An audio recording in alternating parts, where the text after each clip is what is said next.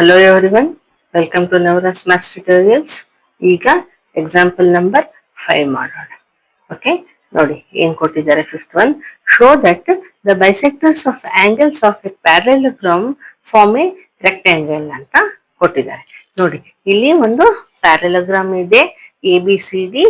ಅದರೊಳಗೆ ಇವೇನಿದಾವಲ್ಲ, A P is a angular bisector, ಅಂದ್ರೆ ಈ ಆಂಗಲ್ ಹೇಗಿದು ಬೈಸೆಕ್ಟರ್ ಆಗಿದೆ, ಅದೇ ರೀತಿ ಬಿ ಪಿ ಆಂಗಲ್ ಬಿ ಗೆ ಬೈಸೆಕ್ಟ್ ಮಾಡಿದೆ, ಅದೇ ರೀತಿ ಸಿ ಆರ್ ಆಂಗಲ್ ಸಿ ಗೆ ಬೈಸೆಕ್ಟ್ ಮಾಡಿದೆ, ಅದೇ ರೀತಿ ಡಿ ಆರ್ ಕೂಡ ಆಂಗಲ್ ಡಿ ಗೆ ಬೈಸೆಕ್ಟ್ ಮಾಡಿದೆ. ಸೊ ಈ ಎಲ್ಲ ಬೈಸೆಕ್ಟರ್ಸ್ ಸೇರಿ ಇಲ್ಲಿ ಒಳಗಡೆ ಏನಿದೆ ಅಲ್ಲ, ಪಿ ಕ್ಯೂ ಆರ್ ಎಸ್, ಅದು ಒಂದು ರೆಕ್ಟ್ಯಾಂಗಲ್ ಫಾರ್ಮ್ ಆಗಿದೆ ಅಂತ ಶೋ ಮಾಡಿ ಅಂತ ಹೇಳಿದ್ದಾರೆ. ಸೊ ಫಸ್ಟ್ ಏನ್ ಗಿವನ್ ಇದೆ ಅದು ಬರ್ಕೊಳ್ಳೋಣ.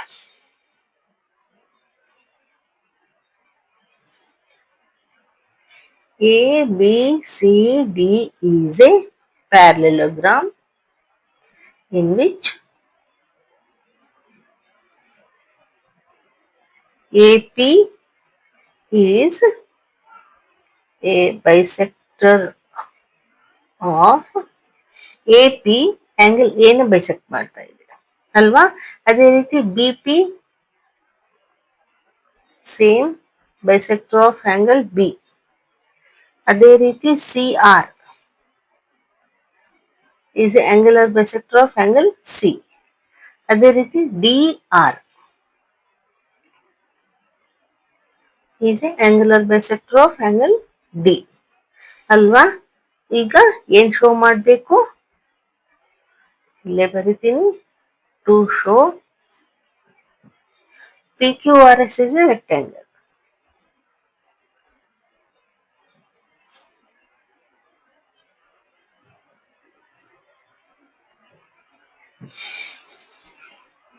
ಓಕೆ, ಈಗ ಯಾವ ರೀತಿ ಮಾಡಬೇಕು ನೋಡೋಣ.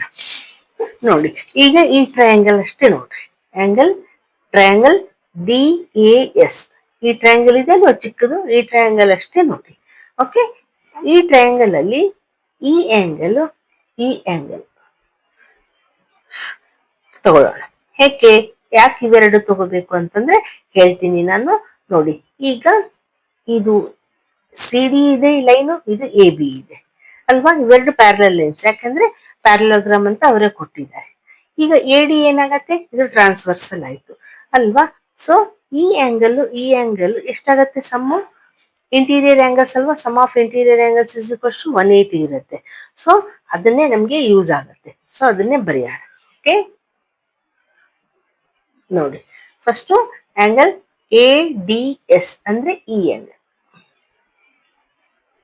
Angle A D S plus angle D A S ಅಂದ್ರೆ ಈ ಆಂಗಲ್ ಡಿ ಎ ಎಸ್ ತಗೊಂಡಿದ್ದೀವಿ. ಇನ್ನು ಆಂಗಲ್ ಎ ಡಿ ಎಸ್ ಅಂದ್ರೆ ಇದು ಆಂಗುಲರ್ ಬೈಸೆಕ್ಟರ್ ಅಲ್ವಾ, ಈ ಲೈನ್ ಡಿ ಆರ್. ಸೊ ಏನಂತ ಹೇಳ್ಬೋದು, ಹಾಫ್ ಆಂಗಲ್ ಡಿ ಅಂತ ಹೇಳ್ಬೋದಲ್ವಾ. ಅದೇ ರೀತಿ ಈ ಆಂಗಲ್ ಇದು ಕೂಡ angular bisector A P. So ಇದನ್ನು ಏನ್ ಹೇಳ್ಬೋದು, ಹಾಫ್ ಆಂಗಲ್ ಎ ಅಂತ ಹೇಳ್ಬೋದು ಅಲ್ವಾ. ಸೊ ಅದನ್ನೇ ಬರೆಯೋಣ. ಎ ಡಿ ಎಸ್ ಅಂದ್ರೆ ಹಾಫ್ ಆಂಗಲ್ ಡಿ ಪ್ಲಸ್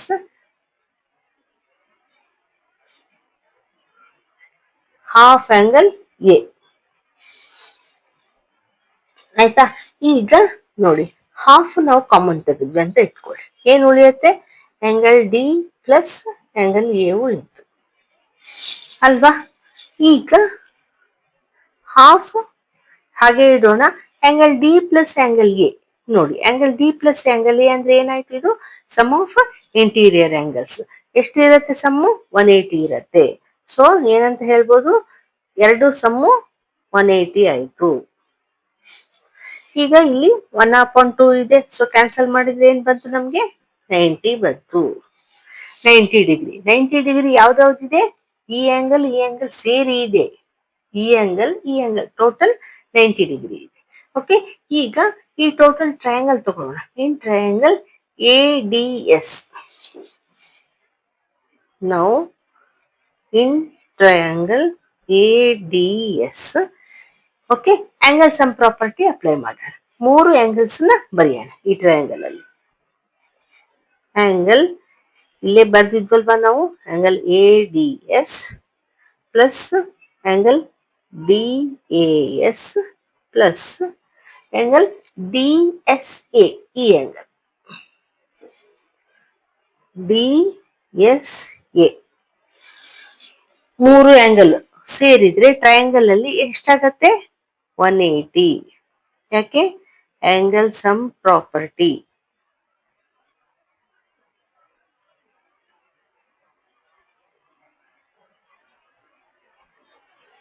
ಆಯ್ತಲ್ವಾ? ಈಗ ನೋಡಿ, ಇಲ್ಲಿ angle A D S plus angle D A S ಅಂದ್ರೆ ಈ ಆಂಗಲ್ ಎಷ್ಟಂತ ಪ್ರೂವ್ ಮಾಡಿದ್ವಿ? ಎರಡು ಸೇರಿ 90 ಡಿಗ್ರಿ ಅಂತ ಪ್ರೂವ್ ಮಾಡಿದ್ವಲ್ವಾ ನಾವು. ಸೊ ಇವೆರಡು ಸೇರಿ 90 ಡಿಗ್ರಿ ಇದೆ, ಅದಕ್ಕೆ 90 ಡಿಗ್ರಿ ಡೈರೆಕ್ಟ್ ಬರೆದ್ಬಿಡ್ತೀವಿ. Plus angle D S A, ಇದು ಗೊತ್ತಿಲ್ಲ ನಮ್ಗೆ ಎಷ್ಟಿದೆ ಅಂತ. ಡಿ ಎಸ್ ಎ ಹಾಗೆ ಇಡೋಣ, ಇಸ್ ಈಕ್ವಲ್ಸ್ ಟು 180 ಡಿಗ್ರಿ. ಈಗ angle D S A is equals to 180. ಈ 90 ಡಿಗ್ರಿ ಈಕ್ವಲ್ಸ್ ಟು ಈ ಕಡೆ ಹೋದ್ರೆ ಏನಾಗುತ್ತೆ? ಮೈನಸ್ ಆಯಿತು. So angle D S A is equals to 180 minus 90, 90. ನೋಡಿ, ಈಗ ಇಲ್ಲಿ ಎಷ್ಟು ಬಂತು? ಡಿ ಎಸ್ ಎ ಬಂದು 90 ಡಿಗ್ರಿ ಬಂತು ಅಲ್ವಾ? ಸೊ ನೋಡಿ,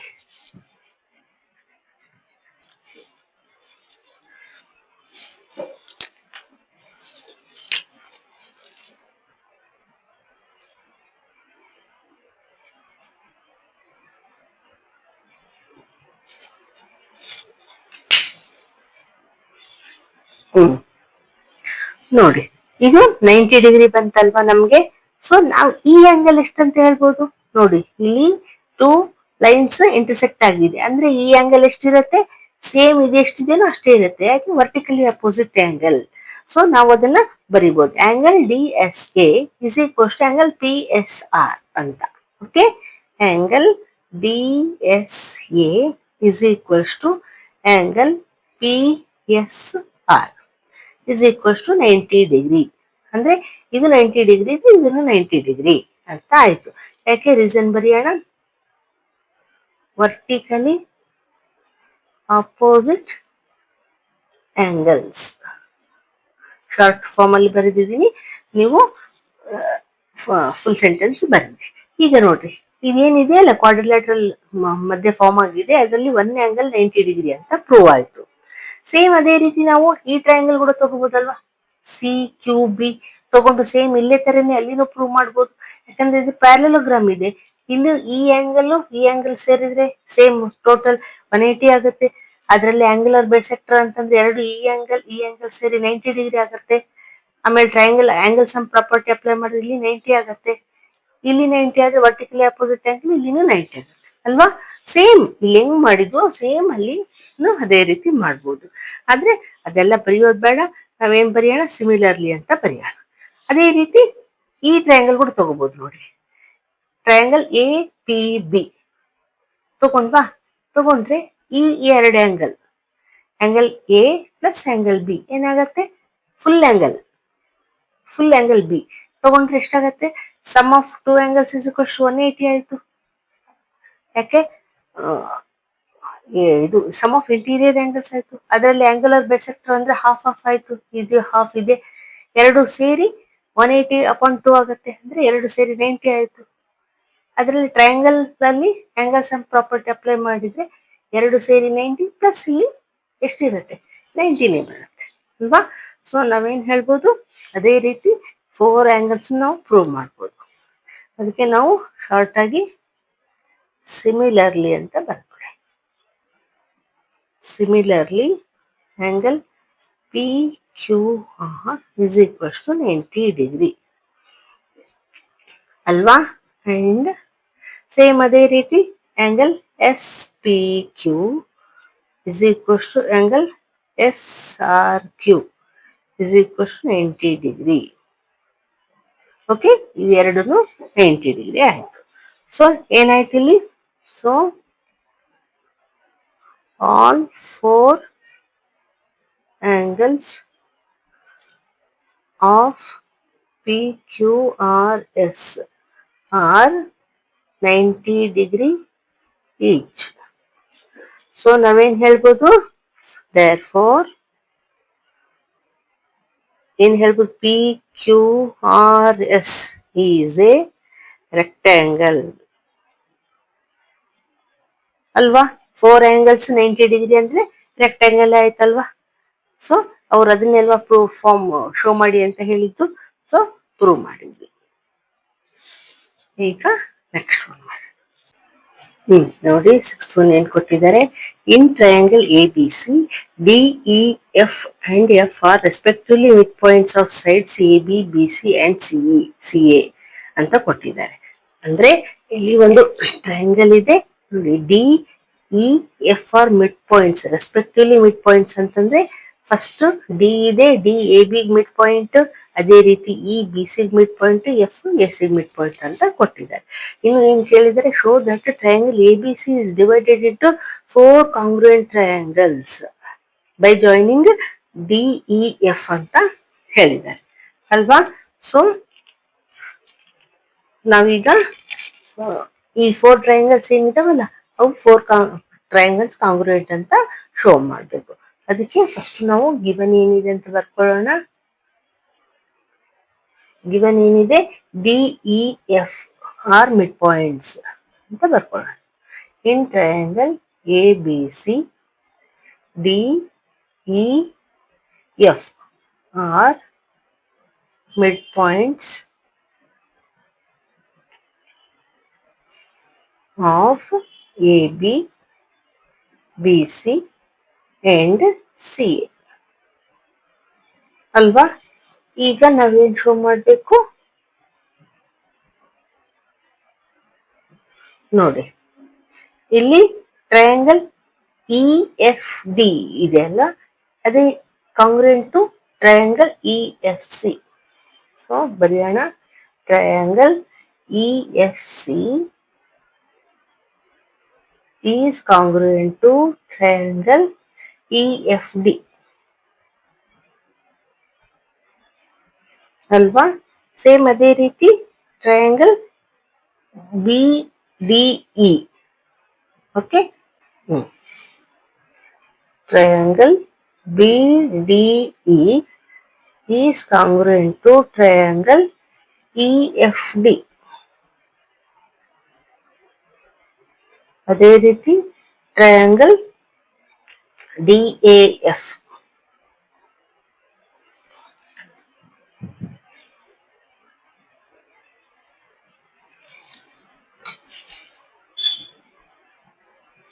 is congruent to triangle EFT ಅಲ್ವಾ. ಅಂದ್ರೆ all four triangles are congruent ಅಂತ ತೋರಿಸ್ತಾ ಇದೆ. ಓಕೆ, ಇದನ್ನೇ ಶೋ ಮಾಡಕ್ಕೆ ಏನ್ ಮಾಡ್ಬೋದು ನೋಡೋಣ. ನೋಡಿ, ಈ ಟ್ರಯಾಂಗಲ್ ಅಲ್ಲಿ, in triangle A B C D and F are mid points ಅಲ್ವಾ. D is mid point A B, F is mid point to A C. So ನಾವೇನ್ ಹೇಳ್ಬೋದು, D F is parallel to B C ಅಂತ ಹೇಳ್ಬೋದಲ್ವಾ. Mid point theorem ಅಲ್ಲಿ ನಾವು ಓದಿದೀವಲ್ವಾ. So ಅದನ್ನೇ ಬರೆಯೋಣ. In triangle A B C D and F are mid points. Mid points ಆಗಿದ್ರೆ ಮಾತ್ರ ನಾವು ಅದು ಹೇಳ್ಬೋದು ಅಲ್ವಾ. So of A B and A C. So ನಾವೇನ್ ಹೇಳ್ಬೋದು, D F is parallel to B C. D F is parallel to B C. ಹೆಂಗೆ reason ಹೇಳೋಣ, ಬೈ ಮಿಡ್ ಪಾಯಿಂಟ್ ಥಿಯರಮ್.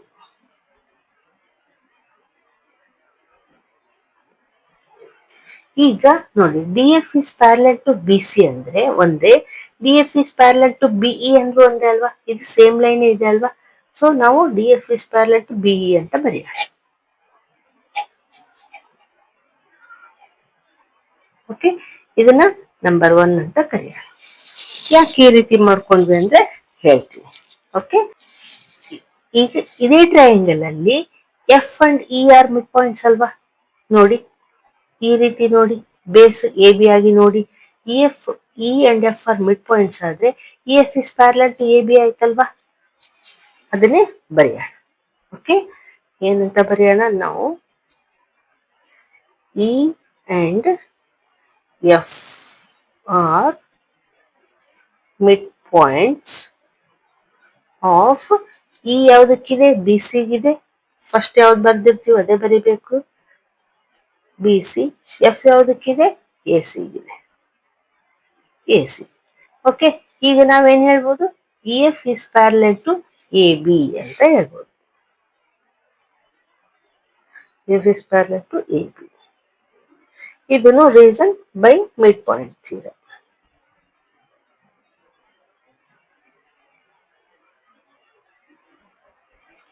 ಈಗ ನೋಡ್ರಿ, E F is parallel to A B ಅಂದ್ರು ಒಂದೇ, E F is parallel to B D ಅಂದ್ರು ಒಂದೇ ಅಲ್ವಾ?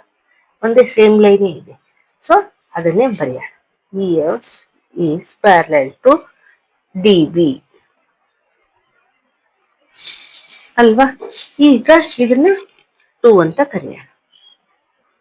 ಈಗ ನಂಬರ್ 1 ನಲ್ಲಿ ಏನ್ ಹೇಳಿದ್ವಿ? D F is parallel to B ಅಂತ ಹೇಳಿದ್ವಿ. ನಂಬರ್ 2 ನಲ್ಲಿ E F is parallel to D B ಅಂತ ಹೇಳಿದ್ವಿ. ಅಂದ್ರೆ ಇದೇನಾಯ್ತು ನೋಡ್ರಿ, ಬಿ ಇ ಎಫ್ ಡಿ ಏನಾಯ್ತು? ಒಂದು ಪ್ಯಾರಲೋಗ್ರಾಮ್ ಆಯ್ತು. ಯಾಕೆ? 2 pairs of opposite sides are parallel. ಹಂಗಿದ್ರೆ ನಾವು ಹೇಳ್ಬೋದಲ್ವಾ ಪ್ಯಾರಲೋಗ್ರಾಮ್ ಅಂತ. ಸೊ ಅದನ್ನೇ ಬರೆಯೋಣ. From 1 and 2 B E F D, BEFD is a parallelogram. ಆಯ್ತಲ್ವಾ? ಅಂಡ್ ಪ್ಯಾರಲೋಗ್ರಾಮ್ ಆದಾಗ ಇದು ಡಿಇ ಏನಿದೆ? ಇದಕ್ಕೆ ಡಯಾಗ್ನಲ್ ಅಲ್ವಾ? ಸೊ ಅದನ್ನು ಬರೆಯೋಣ. And DE is a diagonal. ಈಗ ನೋಡಿ, ಪ್ಯಾರಲೋಗ್ರಾಮ್ ಪ್ರಾಪರ್ಟಿ ಏನ್ ಹೇಳತ್ತೆ? ಡಯಾಗನಲ್, ಯಾವುದೇ ಪ್ಯಾರಲೋಗ್ರಾಮ್ ಅಲ್ಲಿ ಡಯಾಗನಲ್ ಏನ್ ಮಾಡತ್ತೆ? 2 ಈಕ್ವಲ್ ಪಾರ್ಟ್ಸ್ ಕಾಂಗ್ರುಯೆಂಟ್ ಟ್ರಯಾಂಗಲ್ಸ್ ಆಗಿ ಡಿವೈಡ್ ಮಾಡತ್ತೆ. ಈ 2 ಈಕ್ವಲ್ ಪಾರ್ಟ್ಸ್ ಆಗಿದೆ ಅಲ್ವಾ ಡಯಾಗನಲ್ ಇಂದ? ಟ್ರಯಾಂಗಲ್ ಬಿ ಡಿ ಇ ಆಗಿದೆ, ಇಲ್ಲಿ ಟ್ರಯಾಂಗಲ್ ಡಿಇ ಎಫ್ ಆಗಿದೆ. ಇವೆರಡು ಟ್ರಯಾಂಗಲ್ಸ್ ಕಾಂಗ್ರುಯೆಂಟ್ ಇರ್ತವೆ ಅಂತ ಪ್ರಾಪರ್ಟಿ ಅದು ಪ್ಯಾರಲೋಗ್ರಾಮ್. ಸೊ ಅದನ್ನೇ ಬರೆಯೋಣ. Therefore triangle BDE is congruent to triangle EFD ಅಲ್ವಾ? EFD ಕಾಂಗ್ರುಯೆಂಟ್ ಆಯ್ತು.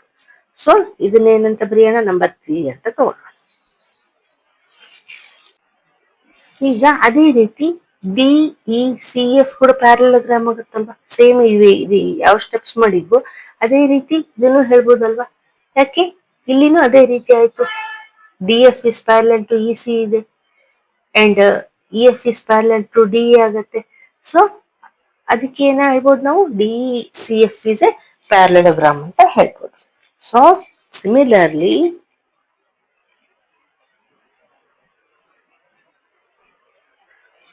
DECF is a parallelogram ಅಲ್ವಾ? ಈ ಪ್ಯಾರಲೋಗ್ರಾಮ್ ಆದ್ರೆ ಇದರಲ್ಲಿ ಇ ಎಫ್ ಏನಾಗತ್ತೆ? Diagonal. therefore EF is a diagonal. Diagonal ಆದ್ರೆ ಆಗೇನ್ ಮಾಡತ್ತೆ? ಈ ಪ್ಯಾರಲೋಗ್ರಾಮ್ ಅಲ್ಲಿ ಡಯಾಗನಲ್ 2 ಈಕ್ವಲ್ ಅಂದ್ರೆ ಕಾಂಗ್ರುಯೆಂಟ್ ಟ್ರಯಾಂಗಲ್ಸ್ ಆಗಿ ಡಿವೈಡ್ ಮಾಡತ್ತೆ. ಸೊ ನಾವೇನ್ ಹೇಳ್ಬೋದು ಇಲ್ಲಿ? E C F triangle E C F is equals to congruent to triangle E F D ಅಂತ ಅದನ್ನೇ ಬರೆಯೋಣ. therefore ಟ್ರಯಾಂಗಲ್ ಇ ಎಫ್ ಸಿ is congruent to triangle EFD ಅಲ್ವಾ? ಇದನ್ನ ನಂಬರ್ 4 ಅಂತ ಬರೆಯೋಣ. ಈಗ ಇಲ್ಲಿ ಪ್ಲೇಸ್ ಇಲ್ಲ, ಇಷ್ಟರಲ್ಲೇ ಬರೀತೀವಿ. ಈಗ ನೋಡಿ, ಅದೇ ರೀತಿ ಎ ಡಿ ಇ ಎಫ್ ಕೂಡ ಒಂದು ಪ್ಯಾರಲೋಗ್ರಾಮ್ ಆಗುತ್ತಲ್ವಾ? ಸೇಮ್ ಈಗ ಹೆಂಗ್ ತಗೊಂಡ್ವಿ ಅದೇ ರೀತಿ E F is parallel to A B ಆಯ್ತು. ಎ ಬಿ ಬರೆಯೋದೊಂದೇ, ಎ ಡಿ ಬರೆಯೋದು ಒಂದೇ. ಈ 2 ಅಪೋಸಿಟ್ ಸೈಡ್ಸ್ ಆರ್ ಪ್ಯಾರಲಲ್ ಆಯ್ತು ಅಲ್ವಾ? ಅದೇ ರೀತಿ ಈ 2 ಸೈಡ್ಸ್ ಪ್ಯಾರಲಲ್ ಆಯ್ತು. D is parallel to A F. So ನಾವೇನ್ ಹೇಳ್ಬೋದು? Similarly, ADEF is a parallelogram ಅಲ್ವಾ? ಪ್ಯಾರಲೋಗ್ರಾಮ್ ಆಯ್ತು. ಅದರಲ್ಲಿ ಡಿ ಎಫ್ ಏನಾಗುತ್ತೆ? Diagonal. D F is a diagonal ಆಯ್ತು. ಸೊ ಡಯಾಗನಲ್ ಏನ್ ಮಾಡುತ್ತೆ? ಟು ಕಾಂಗ್ರುಯೆಂಟ್ ಟ್ರಯಾಂಗಲ್ಸ್ ಆಗಿ ಡಿವೈಡ್ ಮಾಡುತ್ತೆ ಒಂದು ಪ್ಯಾರಲೋಗ್ರಾಮ್. ಸೊ ನಾವೇನ್ ಹೇಳ್ಬೋದು ಇಲ್ಲಿ? Triangle D F is a congruent to triangle E F D ಅಂತ. So therefore triangle DAF is congruent to triangle EFD ಅಲ್ವಾ? ಇದನ್ನ ನಂಬರ್ 5 ಅಂತ ಬರೆಯೋಣ. ಓಕೆ, ನೋಡಿ ಈಗ ನಂಬರ್ 3 ಏನ್ ಹೇಳಿದ್ವಿ? Triangle B D is congruent to E F T. ನಾವೇನ್ ಶೋ ಮಾಡ್ಬೇಕು ಅನ್ಕೊಂಡಿದ್ವಿ? ನೋಡಿ, triangle B D E congruent to E F T ಆಯ್ತು. ನಂಬರ್ 4 ಅಲ್ಲಿ E F C, triangle E F C is congruent to triangle E F D ಆಯ್ತು. Number 5 ನಲ್ಲಿ triangle D A F is congruent to triangle E F T ಅಲ್ವಾ? ಎಲ್ಲ show ಮಾಡಿದ್ವಿ. So ನಾವೇನ್ ಹೇಳ್ಬೋದು? So from 3, 4, 5 or 4 triangles are congruent.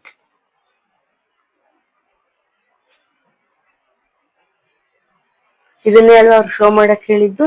ನೋಡಿ, show that triangle A B C is divided into 4 ಕಾಂಗ್ರುಯೆಂಟ್ triangles ಅಂತ. 4 ಕಾಂಗ್ರುಯೆಂಟ್ triangles ಕಾಂಗ್ರುಯೆಂಟ್ ಅಂತ prove ಮಾಡಿದ್ವಿ. Okay, ಈಗ ನೆಕ್ಸ್ಟ್ ನೋಡಿ, 7th ಒನ್ ಏನ್ ಕೊಟ್ಟಿದ್ದಾರೆ?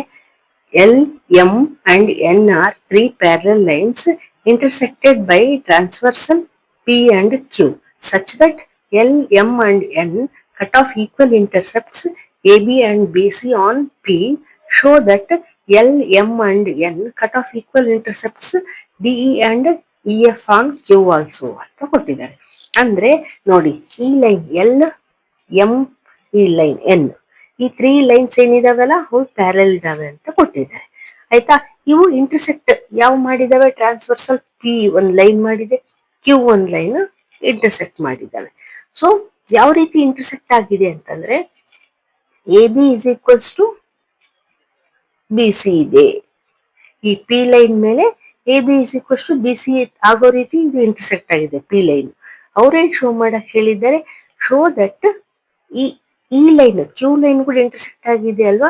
ಈ D E is equal to E F ಅಂತ. ನೋಡಿ, show that L, M and N cut off equal intercepts D E and E Q E F on Q also. ಅಂದ್ರೆ ಇದೇನಿದೆ ಅಲ್ಲ, ಇವೆರಡು ಸೈಡ್ಸ್ ಈಕ್ವಲ್ ಅಂತ ನಾವು ಶೋ ಮಾಡ್ಬೇಕು. ಇವೆರಡು ಯಾವ ರೀತಿ ಈಕ್ವಲ್ ಇತ್ತೋ ಇವೆರಡು ಈಕ್ವಲ್ ಅಂತ ನಾವು ಶೋ ಮಾಡ್ಬೇಕು. ಸೊ ಅದಕ್ಕೆ ಫಸ್ಟ್ ಗಿವನ್ ಏನಿದೆ ಅಂತ ಬರ್ಕೊಳ್ಳೋಣ. ನೋಡಿ, L line parallel L is parallel to M, ಅದೇ ರೀತಿ M is parallel to N ಅಲ್ವಾ? 3 ಲೈನ್ಸ್ ಪ್ಯಾರಲಲ್ ಇದ್ದಾವೆ. ಇನ್ನು ಏನ್ ಕೊಟ್ಟಿದ್ದಾರೆ? A B is equals to B C.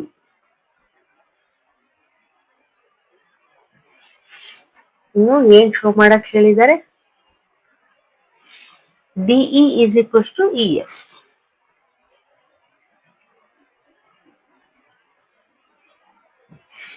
ಅಲ್ವಾ? ಸೊ ನಾವೇನ್ ಮಾಡೋಣ?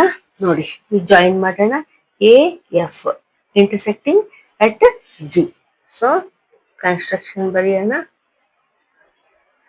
Join A F intersecting at G. ಈಗ ನೋಡಿ, ಈ ಟ್ರಯಾಂಗಲ್ ತಗೊಳ್ಳೋಣ.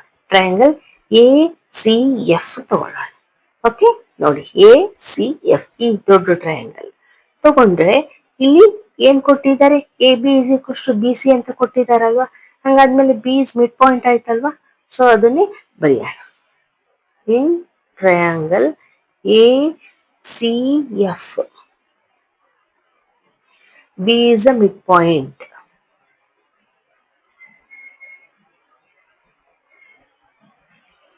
Midpoint of AC. ಅಲ್ವಾ? ಮತ್ತೆ ಇನ್ನೊಂದು ಏನ್ ಕೊಟ್ಟಿದ್ದಾರೆ ನೋಡಿ, M line M is parallel to N ಅಂತ ಕೊಟ್ಟಿದಾರಲ್ವಾ. ಸೊ ನಾವೇನ್ ಹೇಳ್ಬೋದು, B G is parallel to C F ಅಂತ ಹೇಳ್ಬೋದಲ್ವಾ. ಸೊ ಅದನ್ನು ಬರೆಯೋಣ. B G is parallel to C F. ಯಾಕೆ ರೀಸನ್ ಬರೆಯೋಣ, M is parallel to N ಅಂತ. ಓಕೆ, ಈಗ ನಾವು converse of mid point theorem ಓದಿದೀವಲ್ವಾ. ಅದರಲ್ಲಿ ಏನ್ ಕೊಟ್ಟಿದ್ದಾರೆ, ಒಂದು ಟ್ರಯಾಂಗಲ್ ಅಲ್ಲಿ ಒಂದು ಸೈಡ್ ಮಿಡ್ ಪಾಯಿಂಟ್ ಇದ್ದು ಆ ಲೈನು ಥರ್ಡ್ ಸೈಡ್ ಲೈನ್ಗೆ ಪ್ಯಾರಲಲ್ ಆಗಿದ್ರೆ G is set to be mid point of this side ಅಂತ ಓದಿದೀವಲ್ವಾ. ಸೊ ಅದ್ರ ಪ್ರಕಾರ ಏನಾಗುತ್ತೆ, therefore G is mid point of A F. Reason ಬರೆಯೋಣ, by converse of midpoint theorem or theorem number 8.9 ಅಂತ ಬರೀ ಅಲ್ವಾ. ಈಗ ಟ್ರಯಾಂಗಲ್ ಎ ಎಫ್ ಡಿ ತಗೊಳ್ಳಿ ನೋಡಿ, triangle A F D. Okay, ಈ ಟ್ರಯಾಂಗಲ್ ಅಲ್ಲಿ ಈಗ ಜಿ ಇಸ್ ಮಿಡ್ ಪಾಯಿಂಟ್ ಅಂತ ಪ್ರೂವ್ ಮಾಡಿದ್ವಲ್ವಾ. ಸೊ ಅದನ್ನೇ ಬರೆಯೋಣ. In triangle A F D, G is the midpoint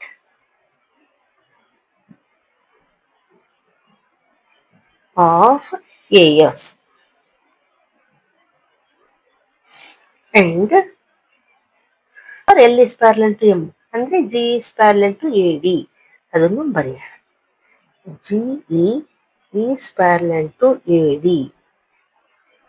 ಇದನ್ನ ಬ್ರಾಕೆಟ್ ಅಲ್ಲಿ ಬರೆಯೋಣ. L is parallel to M. ಈಗ ಸೇಮ್ ಅದೇ converse of mid point theorem ಪ್ರಕಾರ ಈ ಟ್ರಯಾಂಗಲ್ ಅಲ್ಲಿ ಒಂದು ಈ ಸೈಡ್ಗೆ ಮಿಡ್ ಪಾಯಿಂಟ್ ಇದೆ ಆಲ್ರೆಡಿ ಜಿಗೆ, ಇನ್ನು ಈ line G is parallel to A D ಇದೆ ಅಂದಮೇಲೆ ಈ ಇಂಟರ್ಸೆಕ್ಟಿಂಗ್ ಪಾಯಿಂಟ್ ಇದೆ ಅಲ್ವಾ, E is mid point of D F ಆಯ್ತಲ್ವಾ.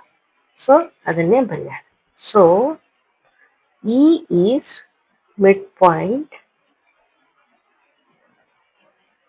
Of D F. D F ಗೆ ಮಿಡ್ ಪಾಯಿಂಟ್ ಆಯ್ತು. ಇದಕ್ಕೂ ರೀಸನ್ ಸೇಮ್ ಬರೀಬೇಕು, by converse of mid point theorem